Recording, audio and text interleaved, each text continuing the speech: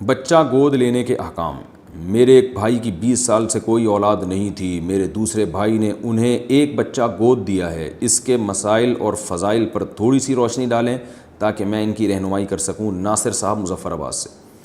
دیکھیں، فضائل تو میرے علم میں بالکل بھی نہیں ہے کہ آپ اپنا بچہ کسی کو دے دیں، اس لیے نہیں ہے کہ آپ اپنے بھائی کا فائدہ تو دیکھ رہے ہیں لیکن اپنے بچے کا فائدہ نہیں دیکھ رہے۔ بچے کا ہوتا یہ ہے کہ جب آپ اپنا بچہ کسی دوسرے کو دیتے ہیں تو آپ کا بچہ بہن بھائیوں کی نعمت سے محروم ہو جاتا ہے۔ یاد رکھیں، بچے کی جو گروتھ ہے نا مینٹلی، اور اس کی جو ذہنی گروتھ ہے، اس کے لیے ضروری ہے کہ بچے کے پاس بہن بھائی بھی ہول سیل کے حساب سے موجود ہوں، کیونکہ بچہ ان سے اپنی دل کی بات شیئر کرتا ہے، بہت جلدی بولنا سیکھتا ہے۔ بہن بھائیوں کی موجودگی میں احساسات پیدا ہوتے ہیں، محبت پیدا ہوتی ہے، جذبات پیدا ہوتے ہیں، ایک دوسرے کے ساتھ کھیلتے ہیں،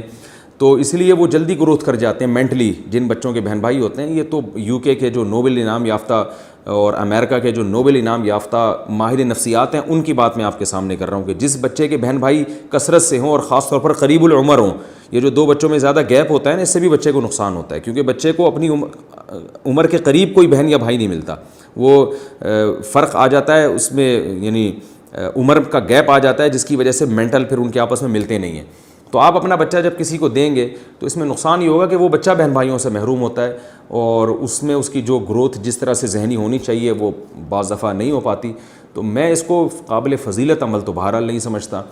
لیکن اگر کسی نے دیا ہے اور رشتہ داری کے خیال کر کے دیا ہے تو شاید اس کو رشتہ داری کی وجہ سے شاید ثواب مل جائے، واللہ عالم۔ اس کے احکام اور مسائل یہ ہیں کہ جس کو بچہ دیا ہے، وہ اگر آپ نے بیٹی دی ہے تو وہ جو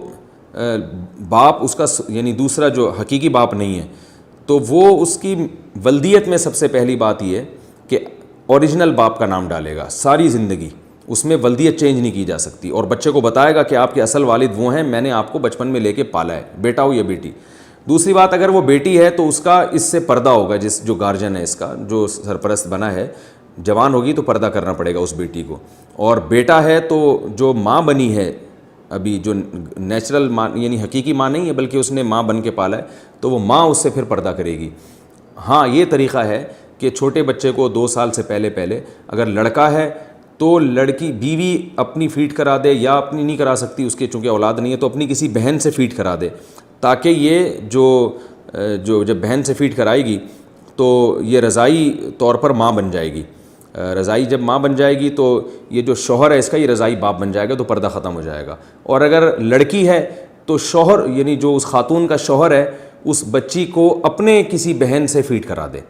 تاکہ یہ جو ہے اس بچی کا رضائی ماموں بن جائے۔ جب ماموں بن جائے گا تو اس کا بچی سے پردہ نہیں رہے گا۔ تو اس طرح سے پردے کے حکام میں آسانی پیدا کی جا سکتی ہے، ادروائز ان کو بڑا ہو کر پردہ کرنا پڑے گا۔ وراثت میں ان کا کوئی حق نہیں ہوگا، کیونکہ وراثت حقیقی باپ اور حقیقی ماں سے ملتی ہے۔ البتہ زندگی میں کچھ دینا چاہیں اپنی خوشی سے تو دیں، اور ہینڈ اوور بھی کر دیں تو پھر وہ دیا جا سکتا ہے۔